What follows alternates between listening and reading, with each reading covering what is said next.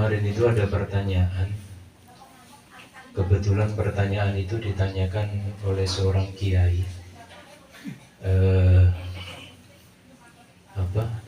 Tentang ayam di Taiwan.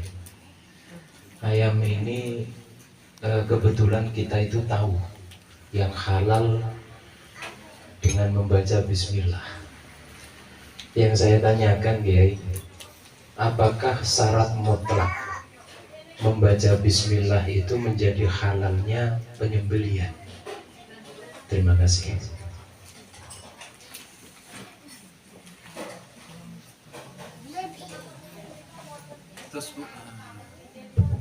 Terus pundi dengan menyembelih. Keurasan niki wonten niki. Bismillah. Terus ngeten. Bagaimana dengan tata cara menyembelih yang kemudian terkait dengan membaca basmalah? Terus niki materi niki biasanya kalau damel ketika menjelang kurban. Menjelang kurban niku enten pelatihan bagi para juleha. Di Jawa Timur niku enten namanya juleha, juru sembelih halal. Jenenge wedok tapi lanang sedoyo niku anggota. Kula maringi pelatihan dan mereka niku alhamdulillah tatak-tatak. Sementara kula sendiri tidak punya nyali menyembelih, kula niku nyalinya cuma nyali memakan mawon. Kata koncone nek ngoten niku. Kemudian tersundi dengan ani. Tan mazhab Syafi'i, arkanul dzabhi, syarat penyembelihan niku sah, niku namung 3. Enten orang yang menyembelih, enten hewan yang disembelih, ada alat digunakan untuk menyembelih. Kemudian tasik tan mazhab Syafi'i, lintune niku adalah sunnah. Niki enten ke dalam mazhab Syafi'i niku ketika menyembelih harus ada 2 rongga, kerongkongan yang harus terputus, marit kali hulkum. Ketika disembelih niku putus semua. Kalau niki ten sapi atau kambing niku yang urat merah niku tempat keluarnya makanan, yang biru niku tempat keluar masuknya nafas, niku kedah terputus. Tapi ada pendapat yang mengatakan salah satu saja yang terputus niku sah. Enten niki untuk menanggulangi ketika kurban yang diserahkan ke panitia, lalu ada salah satunya yang tidak terputus. Yang penting enten beriku mati karena darahnya sampun keluar, niku enten pendapat yang sedikit lebih ringan.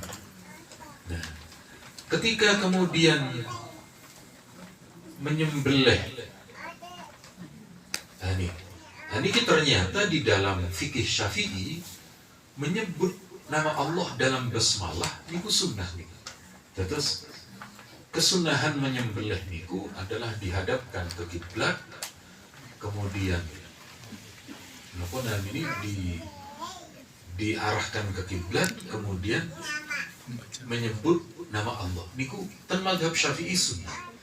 Tapi kalau di mazhab Imam Ahmad niku wajib. Karena ayat Al-Qur'an niku.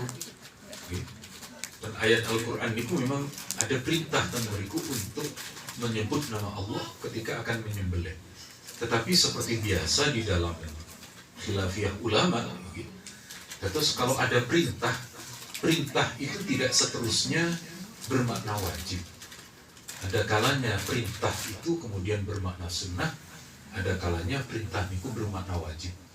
Nah, menyebut nama Allah ketika menyembelih dalam madhab Syafi'i niku diarahkan ke sunnah, bukan wajib. Betul sekali lagi tasik bukan menopok kalau sekedar ini tidak menyebut nama Allah. Yang berarti niku kalau di Taiwan halal. mayoritas kan nggak ada kata Bismillah, tapi kita masih ragu tentang adanya penyembelihannya dengan yang tradisional. Tata cara penyembelihannya itu apakah kita masih tetap meragukan atau gimana? Nah, terus ketika kalau niku di negara yang kebanyakan Muslim, niku kan bukan ragu niku. Ketika yang kebanyakan Muslim, ketika kemudian di negara yang Muslimnya sedikit, nah niki kemudian andaikan ragu niku kan gitu wajar, sampai keraguan niku kemudian tertulis label halal. Label halal niku berarti enten yang sudah menyaksikan, enten yang sudah ini memverifikasi dan yang mempertanggungjawabkan orang niku. Dan kulo kali panjenengan sami-sami kosongan dan ini kebanyakan kira-kira adalah non-muslim. Kalau non-muslim tasik diperinci. Kalau niku ahlul kitab niku Yahudi Nasrani, tasik enten ayat yang menyebutkan wa ta'amul ladzina utul kitaba hillul lakum. Makanan ahli kitab, makanan orang Yahudi Nasrani niku halal bagi kita. Niku enten pendapat niku. Tapi nek ten mriki niki mayoritas agnostik atau aliran kepercayaan. Lah niki kemudian kula kali panjenengan yang perlu lebih hati-hati. Cuma nggih enten pendapat sing ringan niku wonten. Nabi niku kan nate nggih. Nabi niku pernah disuguhkan makanan oleh perempuan Yahudi. Begitu Nabi disuguhkan oleh perempuan Yahudi, Nabi niku dahar. Nabi boten tanglet. Iki sing nyembelih sapa? Ini baca bismillah napa boten? Niku pancen enten riwayat niku yang dibuat pegangan gampang-gampangan. Cuma kula kali panjenengan nggih pun terlalu gampangan, nggih pun terlalu ketat-ketat banget. Jadi sing penak niku sing moderat. Yang moderat tapi jangan madorot. Yang moderat, betul-betul moderat. Jadi kalau memang di sini kebanyakan mengambil dari perusahaan apa yang kira-kira halal atau ahli kitab, monggo kemudian boleh untuk mengambil pendapat yang tengah-tengah yang tidak terlalu gampangan. Cuma untuk sesama muslim segajohnya niku adalah kesunahan. Matur nuwun. Niki apa bisa request dari saya? Misalnya adzan maghrib dipercepat.